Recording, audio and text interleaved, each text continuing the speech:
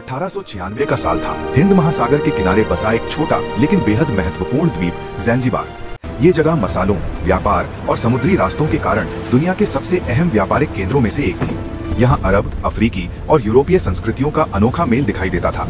लेकिन 27 अगस्त 1896 की सुबह यही शांत द्वीप इतिहास की सबसे छोटी जंग देखने वाला था। उस समय ज़ैंज़िबार पर सुल्तानों का शासन था। जब पुराने सुल्तान की मृत्यु हुई तो उनके बाद खालिद बिन बरगश ने अचानक खुद को नया सुल्तान घोषित कर दिया। लेकिन एक बड़ी समस्या थी।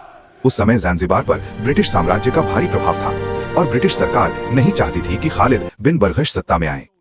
उन्होंने महल के चारों तरफ अपने सैनिक तैनात कर दिए, तोपें लगा दी गईं और शहर युद्ध के लिए तैयार होने लगा।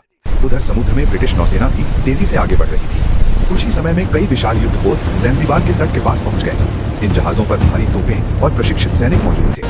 ब्रिटिश अधिकारियों ने आखिरी चेतावनी दी। उन्होंने कहा कि अगर सुल्तान ने महल खाली नहीं किया तो हमला कर दिया जाएगा। लेकिन महल के अंदर से कोई जवाब नहीं आया और फिर सुबह के लगभग 9:02 पर ब्रिटिश जहाजों ने अपनी तोपें दागनी शुरू कर दी।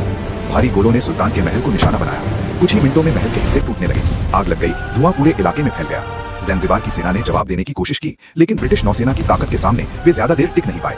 महल बुरी तरह क्षतिग्रस्त हो चुका था। सैनिक इधर उधर भाग रहे थे और तभी सुल्तान खालिद बिन बरगश महल छोड़कर भाग गए। सिर्फ 38 मिनट बाद ये युद्ध खत्म हो चुका था। इसी वजह से एंग्लो ज़ैंज़िबार वॉर को इतिहास की सबसे छोटी जंग माना जाता है। इस युद्ध के बाद ज़ैंज़िबार पूरी तरह ब्रिटिश नियंत्रण में आ गया। आज भी ये घटना इतिहास में एक अजीब लेकिन महत्वपूर्ण उदाहरण के रूप में याद की जाती है। एक ऐसी जंग जो सिर्फ 38 मिनट चली, लेकिन इतिहास में हमेशा के लिए दर्ज हो गई।